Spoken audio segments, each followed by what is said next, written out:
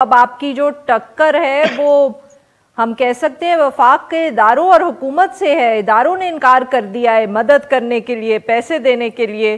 Do you think you would be successful? نہیں، میں عارفہ تھوڑا سا اس کو اور فریم کروں گا اور دیکھتا ہوں. میرے جی خیال میں کہ اب جو اصل ٹکر ہے وہ الیکشن کمیشن اور وفاقی حکومت اور سپریم کورٹ کے بیچ میں ہے. کیونکہ جب سپریم کورٹ کا فیصلہ آ جاتا ہے، اور یہ ظاہر ہے کہ ایک سو موٹو نوٹس تھا، تو یہ ان کے فیصلے کی جو عمل درآمد ہے اس سے انکار کیا گیا ہے.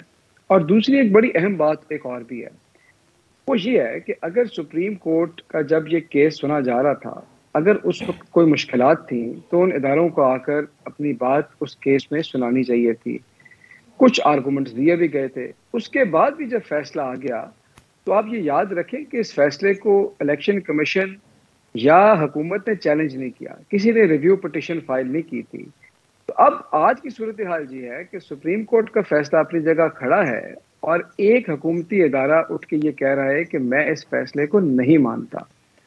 اب یہ سپریم کورٹ کا کام ہے کہ اپنے فیصلوں کی حفاظت کرے، اور اگر سپریم کورٹ اس فیصلوں کی حفاظت نہیں کرے گی تو پھر آپ سمجھیں کہ آپ کا جو سسٹم ہے وہ ختم ہو گیا. کیونکہ آئین کیا تو مطلب پہلے سر؟ ہی عمل کیا درآمد نہیں مطلب ہو رہا تھا. سسٹم ختم دیکھیں، ہو گیا؟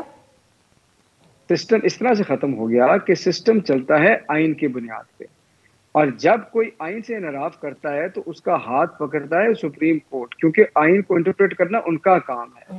اگر حکومتی ادارے یہ کہنے لگ جائیں گے کہ سپریم کورٹ جو مرضی فیصلے کرتی رہے، ہمیں اگر سوٹ کریں گے تو ہم مانیں گے، نہیں سوٹ کریں گے تو ہم نہیں مانیں گے، تو اس کا مطلب ہے کہ سپریم کورٹ کے فیصلوں کی عزت و احترام، اس کا جو سینکٹیٹی ہے وہ ختم ہو گئی. اگر سپریم کورٹ کے فیصلوں کی سینکٹیٹی ختم ہو گئی تو پھر آئین کی حفاظت کس نے کرنی ہے؟